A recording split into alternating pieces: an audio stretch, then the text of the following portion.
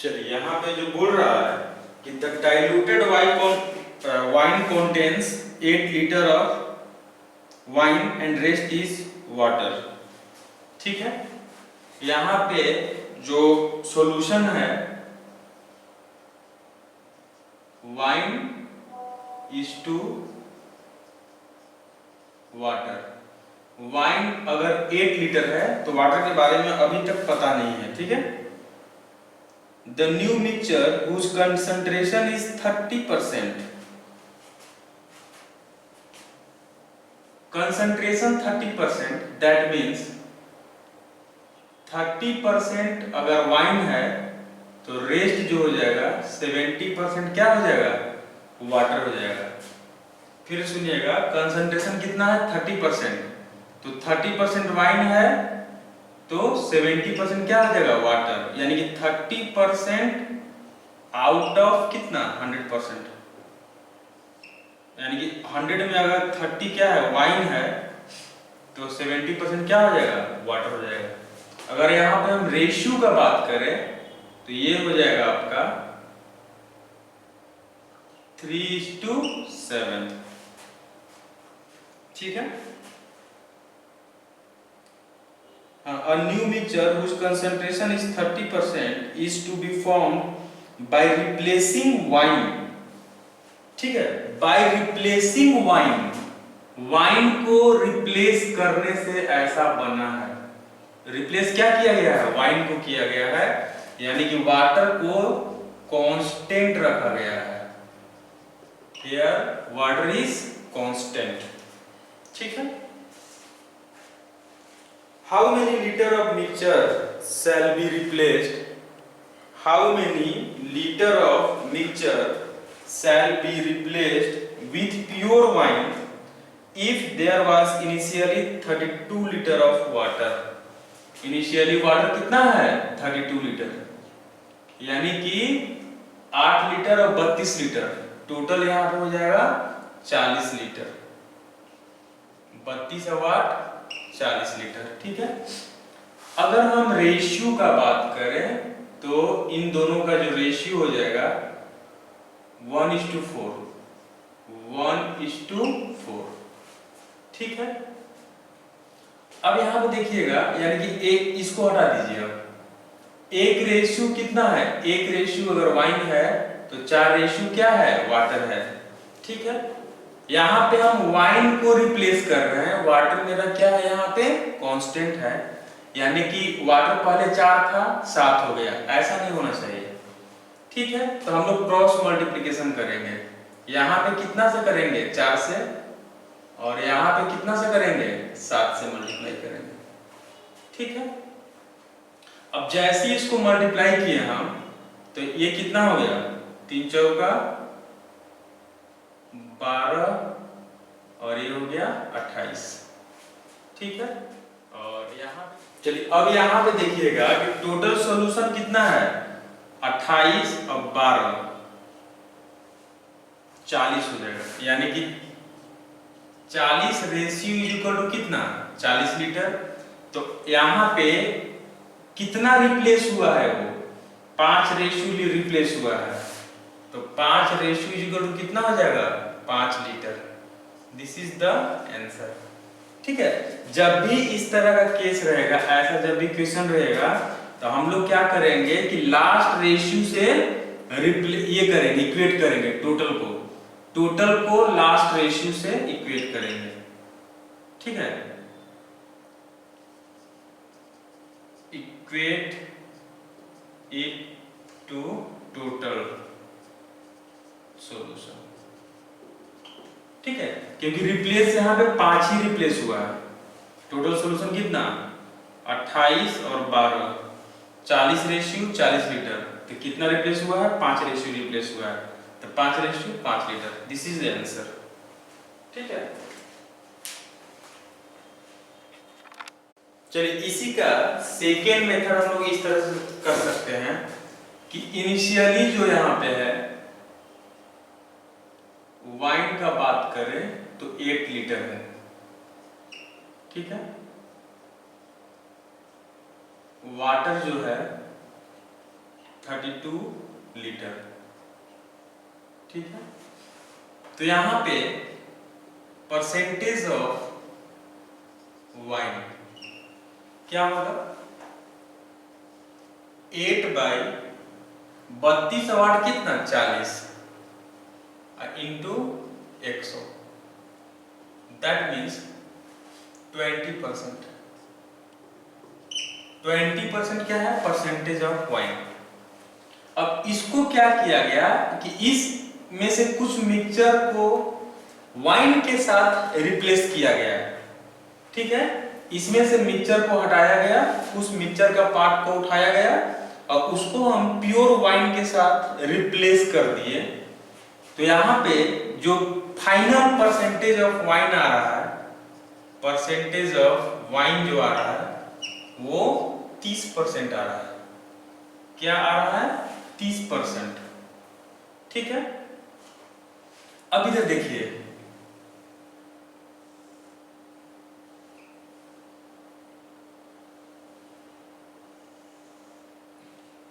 यहां पे जो है ये हो गया फाइनल, ये रहा initial.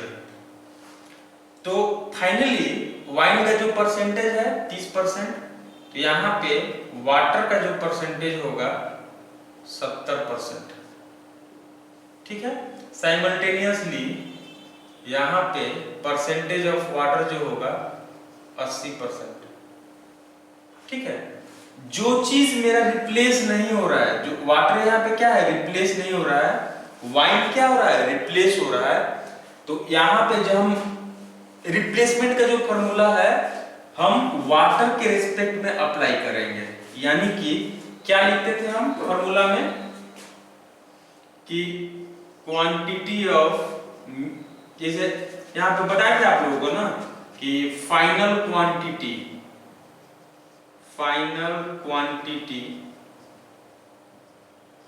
Is equal to initial quantity 1 minus y by x to the power n। इस तरह से हम लोग इसको अप्लाई कर सकते हैं। अब इसी का थोड़ा सा हम लोग, अब ये जो प्योर रहेगा तो फाइनल क्वांटिटी, ये इनिशियल क्वांटिटी, यानी कि अगर वाइन प्योर रहता तब, लेकिन पहले से ही तो वाइन में यहाँ पे वाटर मिला हुआ है और ये परसेंटेज के फॉर्मेट में दिया हुआ है, तो हम लिख सकते हैं final percentage is equal to initial percentage 1 minus y by x to the power n। Final percentage जो मेरा आया 70% आया, 70% इज इक्वल टू इनिशियली कितना है, वाटर का परसेंटेज कितना है 80%, 1 minus y is the replaced quantity और टोटल सॉल्यूशन कितना है 40, और ये रिप्लेसमेंट सिर्फ और सिर्फ एक बार हुआ है। और यहाँ पे आप चाहे तो लिख सकते हैं कि y इज, इसमें से जो है y is replaced quantity, replaced quantity, n is number of replacement और x is the total solution. Total solution जब एलिगेशन मिक्सचर का क्लास हम लिए होंगे तो इस तरह से ये सब, इसका बहुत सारा हम विस्तार से बताया होंगे वहां पे। ठीक है, अब इधर देखिए, यहाँ पे हो गया 7, यहाँ पे हो गया 8, 7/8 is equal to 1 minus y by 40, that means, अब इसको इधर ला दीजिए, तो y by 40 is equal to, ठीक है, 1 माइनस 7/8 तो क्या हो जाएगा 1/8, तो 8 1 जा 8, यहाँ पे 5, तो यहाँ पे y का जो वैल्यू आ गया 5 litre. This is the answer. अब ये आप कितना बार भी रिप्लेस हो n का वैल्यू वहां पे पुट कर देंगे। एक बार रिप्लेस हुआ इसलिए 1 पुट किए, अगर दो बार रिप्लेस होता तो 2 पुट करते, 3 बार रिप्लेस होता है तो 3 पुट करते हैं एंड सो ऑन। ठीक है, तो इस क्वेश्चन को हम इस तरह से भी अप्रोच कर सकते हैं, लेकिन ध्यान रखिएगा जो कांस्टेंट है यहाँ पे रिप्लेस कौन हो रहा है, वाइन हो रहा है, वाइन जो हो रहा है रिप्लेस, इसलिए वाइन का परसेंटेज हम लोग नहीं लेंगे, वाइन का परसेंटेज नहीं लेंगे, किसका लेंगे, वाटर का। यानी कि वाटर का इनिशियली परसेंटेज कितना था, 80 था, वाइन के साथ रिप्लेस होके 70% हो गया। इस तरह से भी इस क्वेश्चन को आप कर सकते हैं। अब इस पे 2-4 बार प्रैक्टिस कीजिएगा तो ये आसान लगेगा। तो मैकेनिज्म आपका यही है, ठीक है, तो इससे क्या है, जल्दी बनेगा। ठीक है, 2-4 बार प्रैक्टिस कर लीजिएगा। इसका हम 4-5 मेथड बताए होंगे उस समय। यहाँ पे बोल रहा 2 नंबर कि a tank that would normally be filled in 8 hours. एक टैंक है जो कि फिलिंग पाइप उसको 8 आवर में क्या करता है, फिल करता है। Now taking 2 hour more because of a leak, यानी कि यहाँ पे फिलिंग पाइप और लीकेज के कारण 2 घंटा ज्यादा लगता है, यानी कि पहले 8 घंटा लगता था, अब 10 घंटा टाइम लग रहा है। ठीक है, how much time will the leak empty the full tank. Leak जो है पूरा फुल टैंक को कितने समय में एम्प्टी कर देगा। अब देखिए फिलिंग पाइप है जो कि 8 घंटा में पूरा टैंक को भरता है, अब फिलिंग पाइप प्लस लीक दोनों मिलके 10 घंटा, 2 घंटा ज्यादा लग रहा है। ठीक है, अब देखिए इन दोनों का एलसीएम ले लिए, तो दोनों का एलसीएम कितना हो गया, 40, यानी कि 40 is the capacity, 40 is the capacity of tank. ठीक है, तो फिलिंग पाइप का जो इफिशियंसी हो जाएगा 5 और यहाँ पे कितना 4। अब देखिए फिलिंग पाइप जो है पर आवर 5 यूनिट फिलअप करता है, तो यहाँ पे अगर कितना है, फिलिंग पाइप अगर 5 है तो लीकेज को क्या रखना पड़ेगा, -1, बिकॉज 5 - 1 4 होता है। तो यहाँ पे निगेटिव साइन इसलिए आ रहा है क्योंकि वो क्या है, लीकेज है। ठीक है, तो लीकेज का यहाँ पे क्या हो गया 1।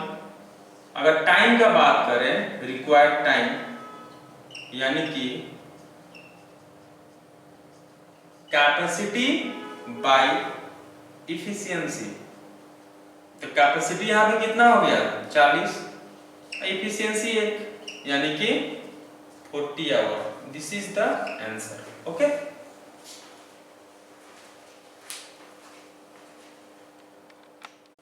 चलिए यहाँ पे बोल रहा है कि to pass an examination 40% marks are required.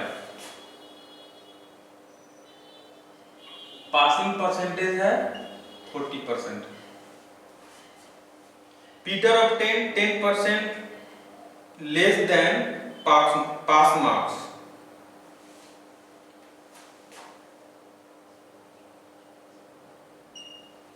Peter जो है 10% लेस देन पास मार्क्स। ठीक है, दैट मीन्स 90% ऑफ 40% उसको मिला, यानी कि 36%, यानी कि जो भी पास मार्क्स था उससे 10% कम, यानी कि पीटर को 36% मिला। थॉमस ऑब्टेन, अब यहां पे थॉमस को बोल रहा है, Thomas obtain 11.11% less, 11.11%, that means 1/9, यानी कि 1/9 यानी कि 8/9 इंटू कितना 36% पीटर से मिलता है कम, यानी कि 9 यहाँ पे 4, तो ये हो गया 32%।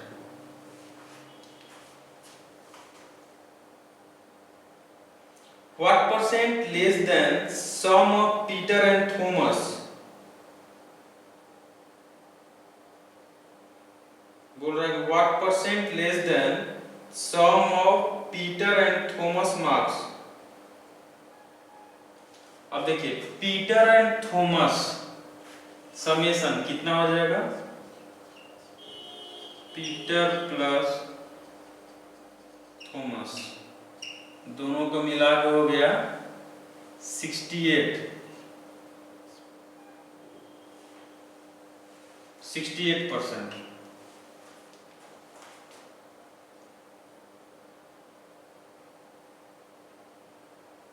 What percent less than sum of Peter and Thomas marks should robot marks to pass the exam?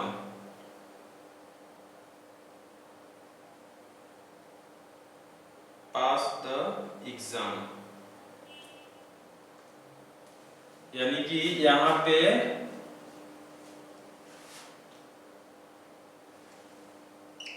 68% total हो गया आपका। एग्जाम को पास करने के लिए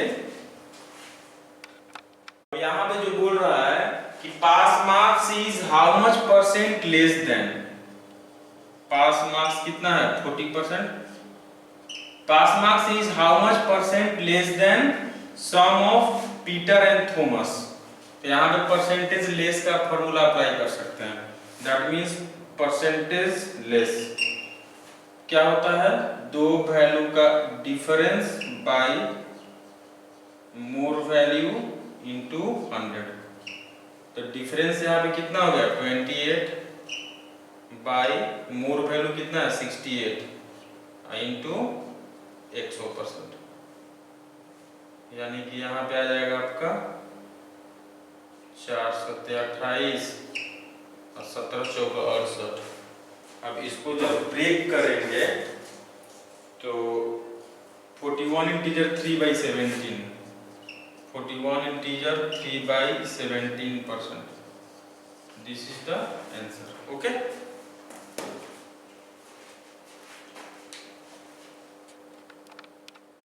चलिए यहाँ पे जो बोल रहा है for a certain company operating cost and commission total $550 million in 1990, representing an increase of 10% from the previous year। यानी पहले अगर 100% था तो अब बढ़ कितना हो गया 110%, यानी कि 110% का वैल्यू कितना हो गया $550।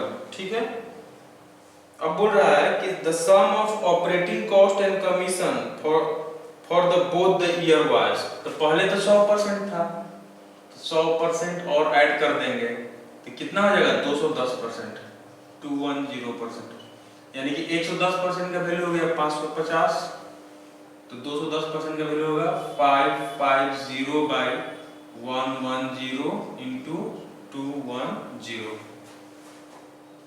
यहाँ पे 5 से कट गया, यानी कि $1050। This is the answer. Okay, चलिए यहाँ पे नंबर 5 जो बोल रहा है when a number is added to a second number. ठीक है, मान लेते हैं कि फर्स्ट नंबर a है और सेकंड नंबर b है, that means a plus b। When a number is added to a second number, the sum is, that means a plus b is 3331/3% of the second number of b। ठीक है, अब इधर ध्यान दीजिएगा 3331/3%, that means इसको हम लिख सकते हैं 300%, 300% अब प्लस 33 1/3%। अब 300% के लिए 3 लिख दिए, अब 33 1/3% के लिए क्या हो गया 1/3, दैट मीन्स 10/3। ये हम परसेंटेज कन्वर्जन में हम बताते हैं, यानी कि इसका मीनिंग ही हो गया 10/3 हो गया। That means a plus b is equal to 10/3b। अब यहां देखिए मल्टीप्लाई कर दीजिए, क्रॉस मल्टीप्लिकेशन, यानी कि 3a plus 3b is equal to 10b। That means 3a is equal to 7b। That means a is to b का जो value होगा 7:3। This is the answer. Okay,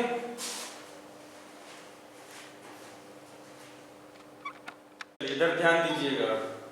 बोल रहा है कि 4 to the power 61, 4 to the power 62, 4 to the power 63 and 4 to the power 64 सबका summation जो होगा वो किससे डिविजिबल होगा। ठीक है, तो यहाँ पे इस तरह के सम में कुछ नहीं करना है, जस्ट हम कॉमन ले लिए। 4 टू द पावर 61 कॉमन ले लिए, यहाँ पे क्या बच गया, 1 बच गया। यहाँ पे क्या बच जाएगा, 4 टू द पावर 1 बच जाएगा। यहाँ पे 4 का square plus 4 to the power 3। अब देखिए 4 to the power 61, 1 plus 4 plus 16 plus 64।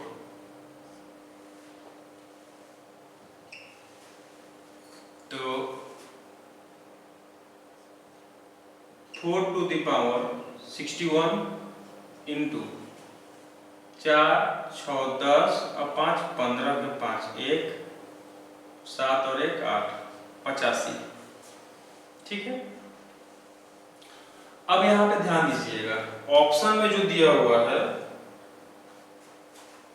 A number option जो दिया है 3 से डिविजिबल होगा, कभी नहीं होगा, ये ऑप्शन गया। बी नंबर जो है 7 से डिविजिबल होगा, नहीं, 7 के मल्टीपल में कोई भी नहीं है, ये भी गया। सी नंबर जो है 10 दिया है और 4 दिया है। हाँ, 10 से डिविजिबल हो सकता है नहीं होगा, क्योंकि अब देखिए 4 से तो ऑब्वियसली होगा यहाँ पे, क्योंकि सब 4 के पावर में है, उसको छोड़ दीजिए। अब देखिए यहां से हम लोग 2 कॉमन ले सकते हैं, यहां से क्या ले सकते हैं, 2 कॉमन ले सकते हैं, और यहां से 5 कॉमन ले सकते हैं। अब बाकी कुछ और भी बच जाएगा, उससे हमको मतलब नहीं है। यानी 2 5 या कितना हो गया, 10 हो गया। यानी कि 4 से तो ये तो डिविजिबल है ही, 4 से तो है ही साइमल्टेनियसली, वो 10 से भी डिविजिबल होगा, इसीलिए क्या हो गया, आंसर क्या हो जाएगा, सी। और यहाँ पे जो डी बोला है 14, नहीं, 14 के मल्टीपल में ऐसा नहीं है, इसलिए 14 से यहाँ पे क्या होगा, डिविजिबल नहीं होगा, तो आंसर आपका सी हो गया। यहाँ पे 10 और 4 दोनों ही आपका क्या हो जाएगा, आंसर। चलिए यहाँ पे जो बोल रहा है 7 कि टोटल एरिया ऑफ सर्कल हो गया पाई आर स्क्वायर प्लस, बोला total area of circle and square का एरिया क्या होता है, a square is equal to 5450। The diameter of circle is 70 centimetre, यानी कि डायमीटर मतलब क्या हो गया, 2 into radius is equal to 70 centimetre.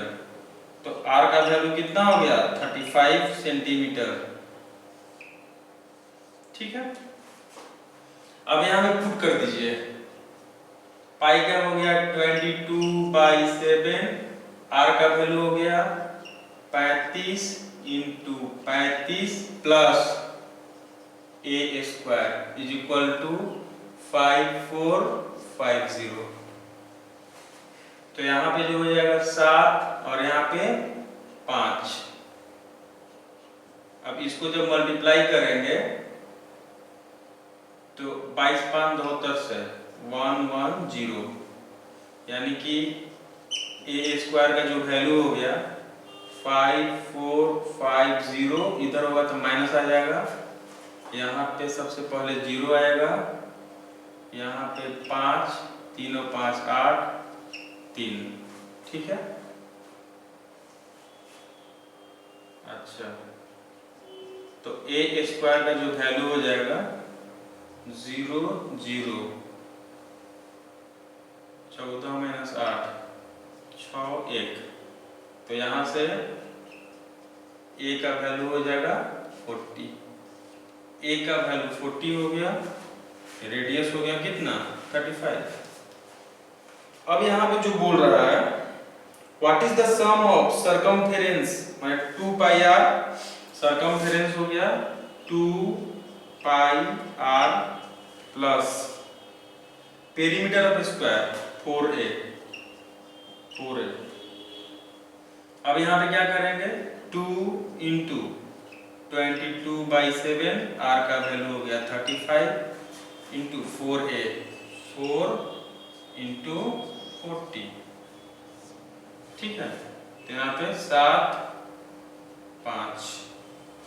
अब यहाँ पे 4 कॉमन ले लीजिए, तो यहाँ से 4 कॉमन ले लिए तो 2 11 11 5 55, 55 प्लस 40, ये हो गया आपका 40। तो 4 इंटू यहाँ पे हो गया 5 5 4 9, 4 5 20 का 0, 2 4 9 36 और 2 38, 380 centimetre. This is the answer. Okay,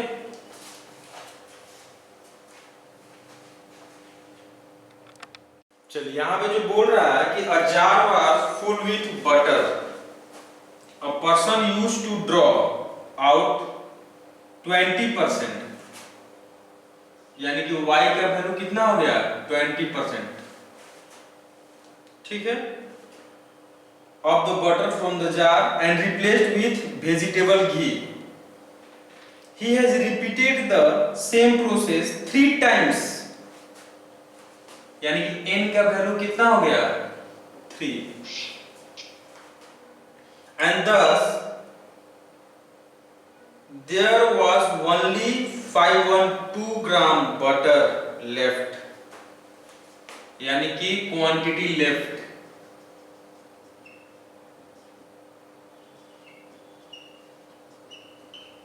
512 ग्राम, ठीक है। In the jar, the rest part of jar was filled with vegetable ghee. The initial amount of butter in the jar was, तो आपको यहाँ पे पूछ रहा है initial amount, initial amount of the butter. यहाँ पे प्योर बटर का बात कर रहा है, यानी कि आप डायरेक्ट बोल सकते हैं कि quantity left, quantity left is equal to initial quantity, initial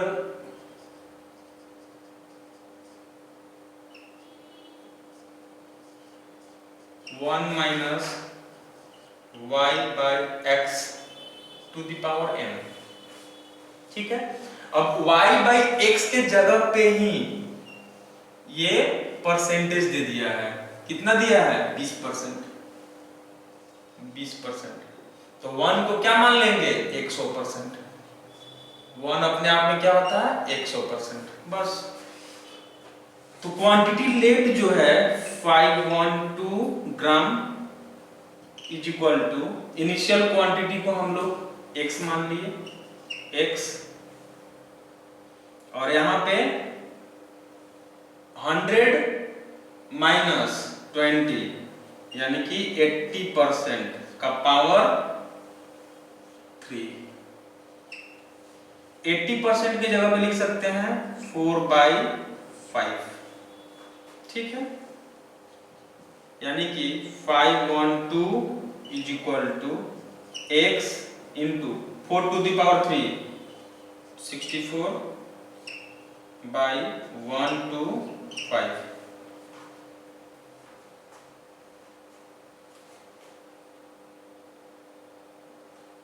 तो यहाँ पे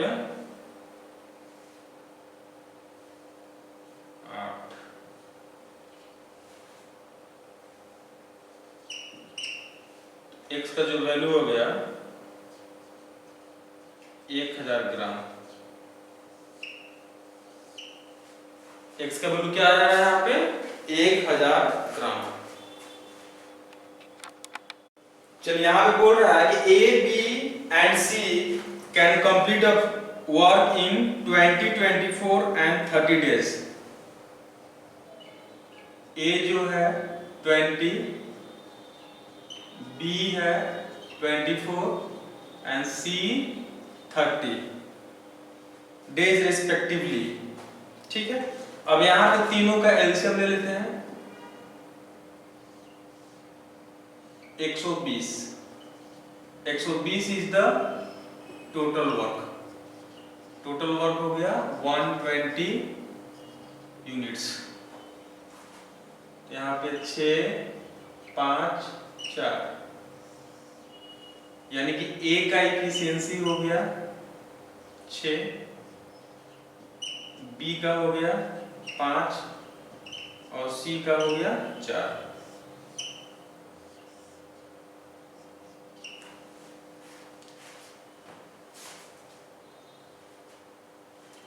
All three of them start together, but after 4 days A leaves the job। तीनों लोग एक साथ स्टार्ट करता है, 4 दिन तक साथ में काम करता है, तो A plus B plus C। ठीक है, after 4 days A leaves the job and B left the job 6 days before the work was completed।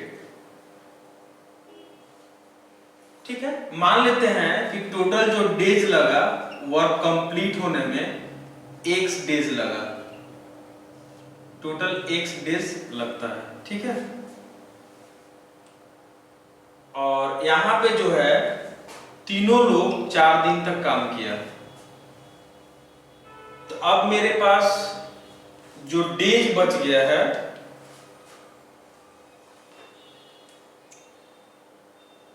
and B left the job 6 days before the work was completed।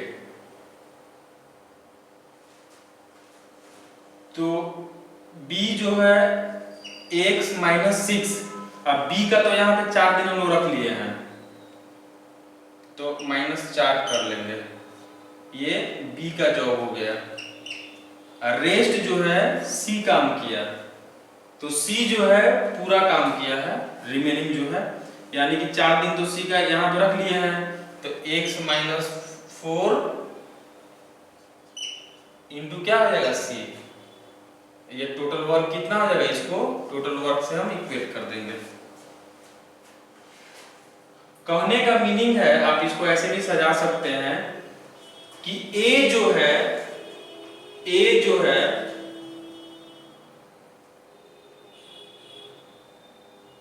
पूरा शुरू से लेकर last तक रहा है, अब B जो है 6 दिन पहले चला गया। ठीक है, इसको हम इस तरह से तो लिख ही सकते हैं, सेकेंड लैंग्वेज में हम इसको ऐसे भी लिख सकते हैं कि all three of them start together after 4 days A leave the job। अच्छा, 4 दिन बाद ही A चला गया। ठीक है, यानी कि अगर टोटल जॉब जो है x दिन में हुआ है, तो A जो है 4 दिन काम करने के बाद चला गया वो। ठीक है, तो यानी कि हम लिख सकते हैं इंडिविजुअल अगर रखें तो 4A, इसके बाद बोल रहा है B left the job 6 days before the work was completed, यानी कि x माइनस 6 डेज तक B काम किया है। C completed the remaining work alone, और C जो है completed the remaining work, यानी कि C तो शुरू से लास्ट तक रहा, यानी कि XC is equal to 120। अब ये दोनों क्या है, सेम ही है, आप ऐसे भी कर सकते हैं और ऐसे भी कर सकते हैं। अब यहाँ पे देखिए, पुट कीजिए सबका एफिशिएंसी, तो A का एफिशिएंसी कितना है 6, तो 4 का 24 x माइनस 6। B का एफिशिएंसी कितना है 5 है, प्लस c का efficiency 4, 4x is equal to कितना 120। तो यहाँ पे जो आ जाएगा 24 plus 5x minus 30 plus 4x is equal to कितना 120।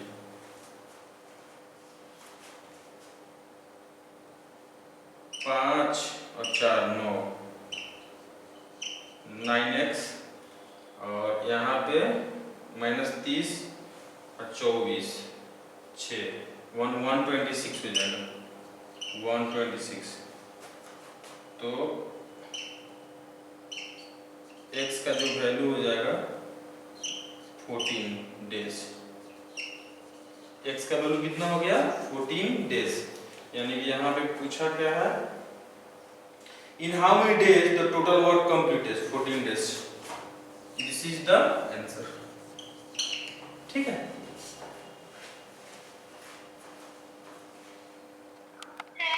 चलिए यहाँ पे बोल रहा है कि if the sum of 5 consecutive positive integer is a, sum of 5 consecutive positive integer a है। मान लेते हैं कि वो positive integer 1 plus 2 plus 3 plus 4 plus 5। ठीक है, तो उसका वैल्यू क्या होगा 5 इंटू 6/2, तो ये हो गया 15। This is the value of a। ठीक है, यानी कि 5 4 9 3 12 2 14 और 1 15। ठीक है,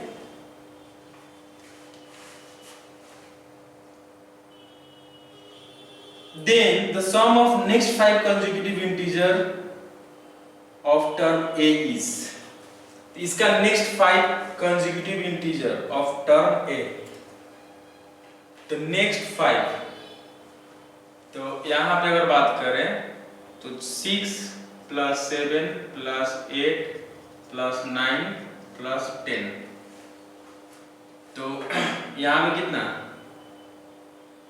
10 और 9 19 और 8 27 और 7 34 और 6 40। यानी कि 15 और यहाँ पे कितना ऐड किए हैं 25 को ऐड कर दिए। ठीक है, तो अगर 15 की जगह पे a पुट करेंगे तो क्या लिखेंगे a plus 25। This is the answer. Okay, क्योंकि 40 को हम लोग क्या लिख सकते हैं, जैसे 40 कैसे आया तो 15 प्लस 25 यही तो 40 आया, तो 15 आपके लिए क्या है a है, तो a प्लस 25। ठीक है।